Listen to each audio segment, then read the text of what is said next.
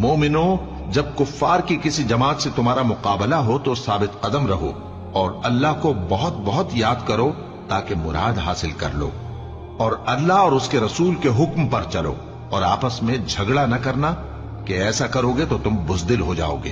और तुम्हारी हवा उखड़ जाएगी, और सब्र से काम लो कि अल्लाह सब्र करने वालों का मददगार है।